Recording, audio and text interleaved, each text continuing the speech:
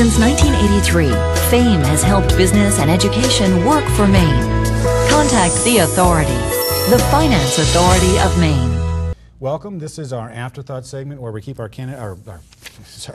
guests around for a little extended conversation. This week we do have the candidates here. With me today is Paul LePage, the Republican nominee for governor. Thanks for sticking around. Oh, my pleasure. We're going to do a few more questions here that we weren't able to get to on the broadcast program. But we had talked about regulations, and you're on record. You've spoken a lot about that. Yes. One question I had, because we did talk about this during one of our breaks too, you were talking about kind of the fear factor out there with businesses. And it gets back to that adversarial relationship that you say that's actually there. I mean, is that, give me, I know you can't give specifics about a particular business out there, but talk a little bit more about that, what you're seeing as you go around the state. Well, when you have, I'll give you some exact examples.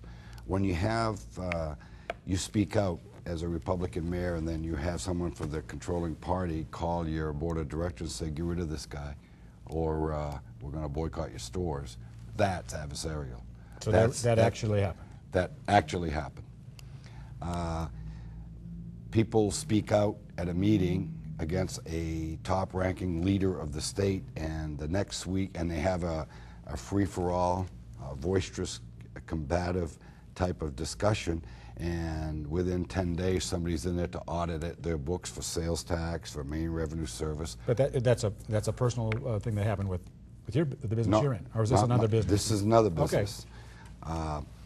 Or if you speak out, or you speak out against a department or criticize a commissioner, and then all of a sudden someone comes in and they start going through your business with a fine-tooth comb and hang around for a month. Those type of things have happened in the state of Maine. So you're saying that you're saying that you're hearing examples of that real retaliation in out the there, state of Maine. and that the fear factor was that businesses are maybe afraid to speak up and show their support for.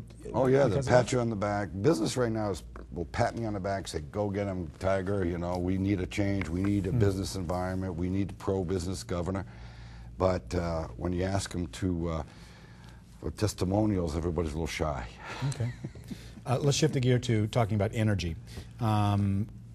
The cost of energy is rated, I think, about usually number 1 or number 2. Correct. Depending on the industry sector, of course, in terms of its negative impact on business. What will you do to help drive that cost of energy down? What I will do is I will look at every possible alternative energy, be it from nuclear power to solar. But I will tell you this, I will put a cost factor. My goal, a primary goal of our administration, is to lower the residential and commercial cost of electricity bills to the people in the state of Maine. Mm-hmm.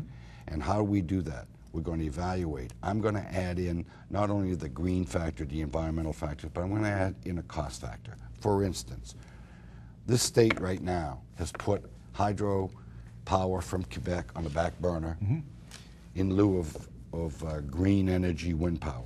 I have no problem with that. I think that wind, solar, tidal is the future of our state. Okay. However, we have no way of storing that at the present time.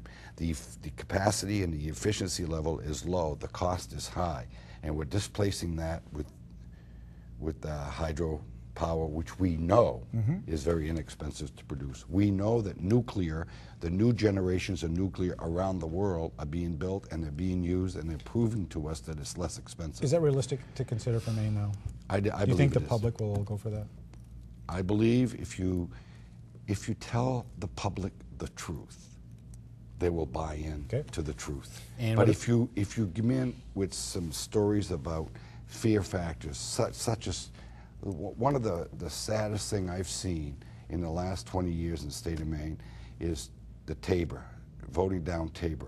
The whole fear factor about we're going to affect, they're going to close your fire station, your police station, you're going to do all that. But nuclear power is a little bit different. I mean, there's clearly a history. I mean, but you think that can be overcome, that if you can show the new nuclear is safer, those kinds of things? Oh, absolutely. The only problem I've seen with nuclear technology has been the storage of the spent rods, but now the spent rods are reprocessed and brought back into new fuel rods. The European model of that. European model. Look at France. The majority of their power is nuclear. Right. Okay. Speaking of energy, then also offshore oil drilling in the Gulf of Maine. Would you support that? If there's oil there, I don't know if there's oil there. Okay. You know, everybody's, oh, look what happened in the Gulf. Yeah, I was reading a report yesterday about what's happening in the Gulf. They're trying to find traces because I guess there's some bacteria they put out there that ate up, dispersed it, and the damage is considerably less. Are you saying it wasn't so bad? I'm saying it's far less than the Exxon Valdez when the damage it did, but the technologies over the last 20 years have gotten to the point where they can deal with it. Do I favor deep offshore drilling? Absolutely not, because it's not proven. But it's not off the table. That's what you're saying. Right. In the mix. Okay. However, shallow drilling has proved successful, and they can deal with a catastrophe. The deep offshore drilling is the first one. We did not deal with it very well, particularly both at the federal level and the corporate level. Right. I guess this is how I evaluate it. Okay. We went to space, and we had a catastrophe. We didn't quit. We kept going. And since we've been in space, we've advanced many, many technologies in medicine that we would have never known had we not been out there. And those are with large government investments. That is correct. Is that a good thing? There's some things government does well. Okay. One of them is defense. Okay, and going to the moon, too. And going to the moon. Cost a lot of money. That is correct. So you would support, I mean, this is a federal issue, but more, the Obama administration has cut back funding for NASA. You would support continuing high levels of funding? I will tell you, I would take all the money that's being spent in Obamacare and put it in outer space exploration. You did it again. Man, I just walk right into that every time. Okay. Okay, let's talk about Obamacare. I can see that, but let's talk about healthcare. I think this probably have more time to do one more. Let's talk about the cost of healthcare, because that really tends to be number one, actually, in the negative impact on businesses in Maine. How are we going to fix that? Okay, and that's the one that the legislature in the state of Maine could fix with a snap of a finger. Okay, I got to hear this. And because we have the highest mandates in the country.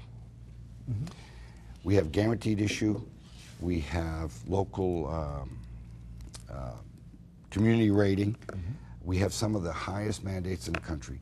The insurance carriers, private insurance carriers, have left the state of Maine. We have no competition. We could open up to allow us to buy across the state lines. We could adopt New Hampshire's mandates today, and tomorrow our insurance rates would drop by about 35%, which would also bring in a whole population that's on main care back into the private sector. Okay. We just need to address it. But we've had a mentality and a culture in Augusta that says government can do it better than the private sector.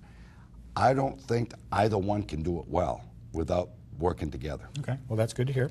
Another question that came up with that, because it did come out of the MDF and chamber recommendations going forward, and they talked about healthcare. They really also talked about trying to shift some of the cost in the right direction, because they're going to be savings through wellness programs. Absolutely. What do you think about that? Well, and should the state be involved in that? Should we pay for some of it?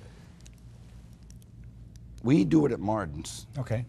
We have a wellness program, and we got the model, quite frankly. We sent some of our people up to Chimbro, and we sat with their executives, and we got to learn what it meant, and we implemented it. It works. It's great. It's a preventative measure.